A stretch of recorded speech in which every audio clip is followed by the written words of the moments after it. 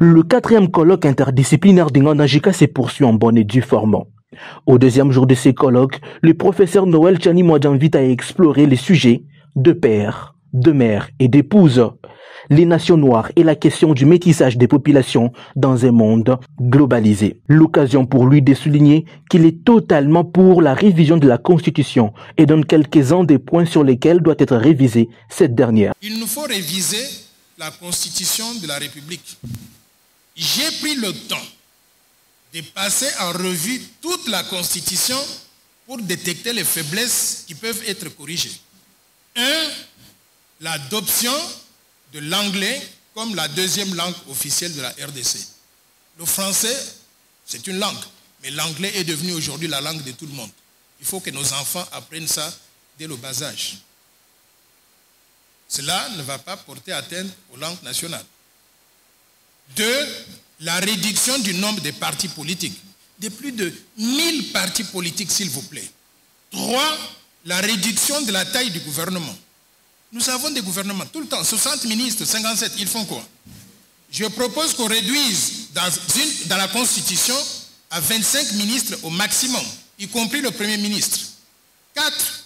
La suppression de certaines institutions budgétivores est, à mon avis, inutile pour dégager des épargnes à investir dans des activités à impact social visible et dans des projets de développement. Ces institutions budgétivores sont lesquelles?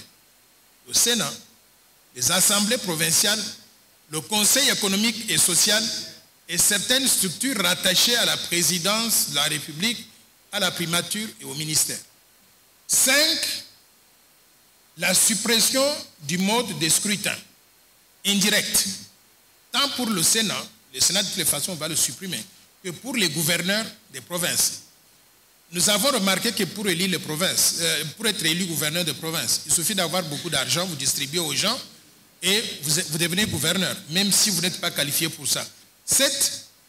L'allocation d'un délai de 30 jours au maximum, après l'investiture du président de la République, pour désigner le Premier ministre, et même délai de 30 jours au Premier ministre pour former le gouvernement et obtenir son investiture. Interdiction formelle, sur demande de qui que ce soit, de céder la souveraineté nationale ou remettre une portion du territoire à qui que ce soit. 9. La reconnaissance de l'exclusivité monétaire nationale et l'interdiction formelle de la circulation de monnaies étrangères sur le territoire congolais. 10. La réhabilitation explicite de la loi Bakajika qui décrète que le sol et le sous-sol appartiennent à l'État. 12. L'adoption du principe de l'irrévocabilité de la nationalité congolaise d'origine. Double nationalité avec tout le monde, sauf avec les pays voisins. 13. L'adoption de la proposition de loi de père et de mère et d'épouse pour les fonctions régaliennes afin de protéger la souveraineté nationale et l'intégrité territoriale. 14. L'adoption de conditions d'études minimales pour les mandats électifs à tous les niveaux. 15. La réintroduction de l'élection présidentielle à 2 tours.